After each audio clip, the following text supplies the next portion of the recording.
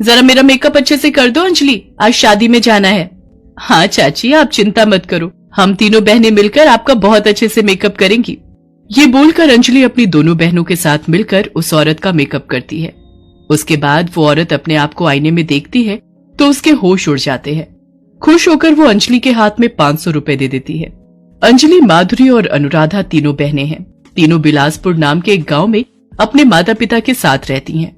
वो लोग बहुत गरीब है, इसीलिए तीनों बहनें मिलकर गांव की औरतों को सजाने का काम करती हैं। ये काम करते करते उन तीनों को इस काम से प्यार हो जाता है। वो तीनों इस काम में माहिर हो जाती हैं। इसीलिए गांव की औरतें सजने के लिए इन तीनों बहनों को ही हमेशा बुलाती हैं। इसी तरह अंजलि का घर चलता है। मगर अंजलि के पिता मोतीलाल तीनों बेटियों की शादी को लेकर बहुत चिंतित हैं। वो अपनी पत्नी बिमला से कहते हैं, बिमला, मुझे तो बस एक ही चिंता सताती है कि इन तीनों की शादी कैसे होगी। हाँ जी, मैं भी हमेशा यही सोचती रहती हूँ। तभी वहाँ पर अंजलि अपने दोनों बहनों के साथ आ जाती है और कहती है, क्यों पिताजी, शादी करना जरूरी है क्या? ये तू क्या कह रही है बेटी? अगर शादी नहीं हुई तो लोग उल्टा सीधा कहेंगे। मगर शादी करने के बाद हम काम न कर सके तो? हाँ, हमें ये काम करने में मजा आता है। अरे बेटी, शादी के बाद काम करने की क्या जरूरत है? तुम लोग बस घर संभालना सीखो, काम तो तुम लोगों के पति करेंगे ना। मगर माँ, कोई अगर मगर नहीं, शादी तो करनी ही होगी। अगर जरूरत पड़े तो मैं इस घर को गिरवी रखकर तुम लोगों की शादी करवाऊंगा। तीनों बहनें चुप हो जाती हैं। अगले ही दिन उन लोगों के लिए रिश्ता आता है। शहर में कौशल्या नाम की एक औरत रहती है। उसके 3 बेटे हैं, राजीव, राघव और राहुल। कौशल्या अपने तीनों बेटों की शादी के लिए लड़कियां ढूंढ रही है। अंजलि, माधुरी और अनुराधा की तस्वीरें देखकर कौशल्या अपने बेटों की शादी के लिए हाँ कर देती है और साथ ही साथ दहेज में 3 लाख रुपए भी मांगती है। मोतीलाल अपना घर गिरवी रख देता है और राजीव, राघव और राहुल के साथ अंजलि, माधुरी और अनुराधा की शादी हो जाती है। तीनों बहनें ससुराल चली जाती हैं। ससुराल पहुंचते ही कौशल्या सारे नियम कानून बताने लगती है।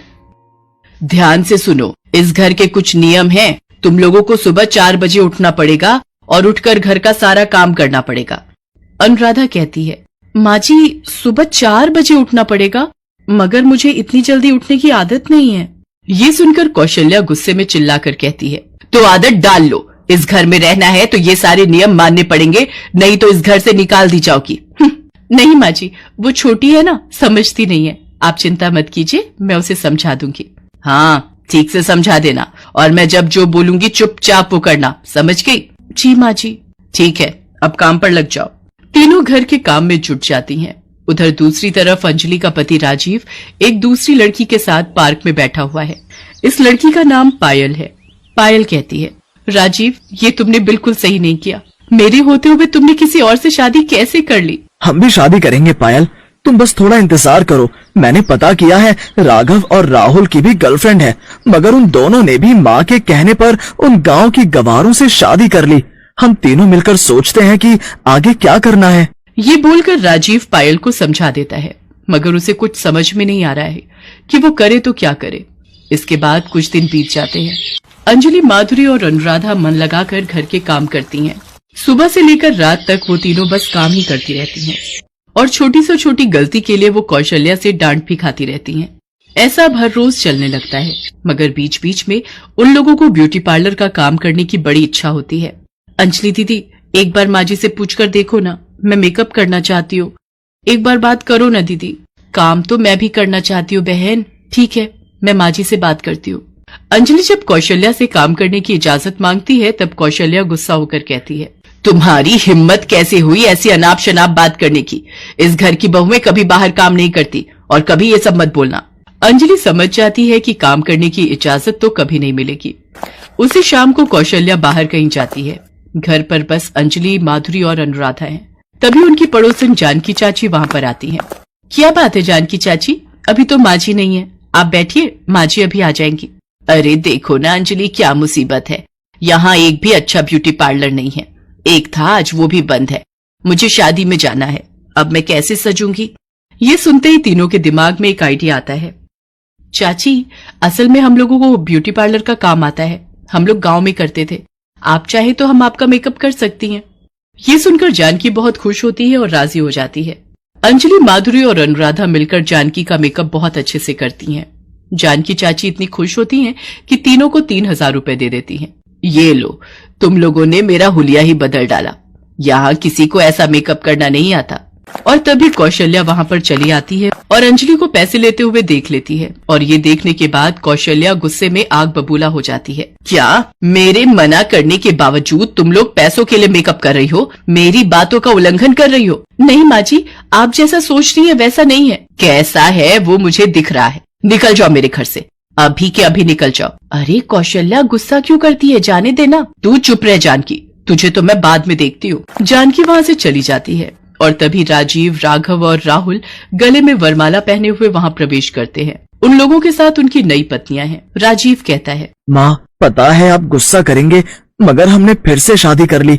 मैं पायल से प्यार करता हूँ माँ, इसलिए मैं पूजा से प्यार करता हूँ माँ। मगर गुस्सा होना तो दूर की बात है। ये देखकर कौशल्या खुश हो गई। बिल्कुल सही किया बेटा, ये लोग तो वैसे भी कुछ काम के नहीं हैं। मेरे मना करने के बावजूद इन लोगों ने पैसों के लिए काम करना शुरू कर दिया। मैं तो इन तीनों को अभी निकाल दूंगी घर से। हाँ हाँ, अंजलि निकल जाओ इस घर से। माधुरी तुम भी निकल जाओ। हाँ हाँ, अनुराधा तुम भी।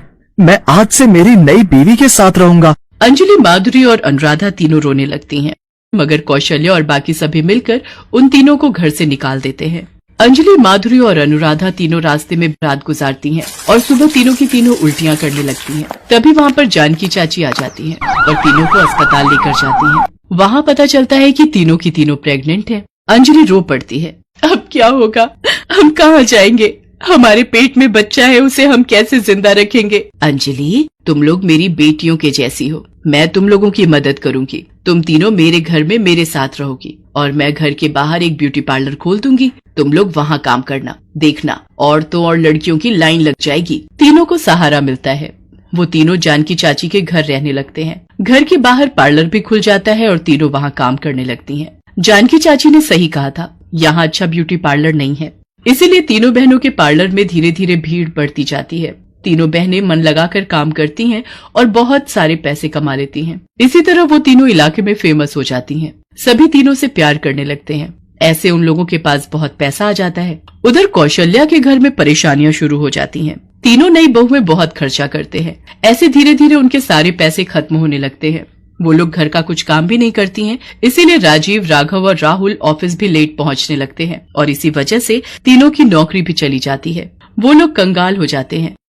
छी राजीव, तुम्हारे पास तो अभी पैसे भी नहीं है। मैं किसी भिखारी के साथ नहीं रह सकती। मैं जा रही हूँ। पायल घर छोड़कर चली जाती है और साथ ही साथ बाकी दोनों बहुएं भी। तब कौशल्या कहती है, बेटा चल अंजलि के पास चलते हैं। सुना है वो तीनों बहुत कमा रही हैं। चल उन तीनों को वापस लाते हैं। कौशल्या और उसके तीनों बेटे अंजलि के पास जाते हैं। अंजलि अपनी दोनों बहनों के साथ ब्यूटी पार्लर में काम कर रही थी। सब सुनकर अंजलि कहती है, हम नहीं जाएंगे वापस। नहीं जाएगी मतलब? मैं तेरा पति हूँ और मैं तेरी सास। अगर बात नहीं मानी तो मैं मार मार के तुम तीनों को यहीं दफन कर दूंगी। तभी इलाके की सारी औरतें वहाँ पर चली आती हैं। जानकी भी चली आती है। ए कौशल्या, इन लोगों को हाथ मत लगाना। इन लोगों को जब घर से निकाल दिया था तब नहीं याद आया था कि ये लोग तेरी बहुएं हैं? सभी पकड़ लो इन चारों को। अभी पुलिस आती ही होगी। पुलिस आती है और उन चारों को गिरफ्तार करके ले जाती है। उन लोगों को आजीवन कारावास की सजा मिलती है। तीनों बहनों को इंसाफ मिलता है। कुछ महीनों बाद तीनों की गोद में एक हंसता खेलता बच्चा आता है। ब्यूटी पार्लर के जरिए वो लोग बहुत अमीर हो जाती हैं और ऐसे ही सभी खुशी खुशी जीवन बिताने लगती हैं।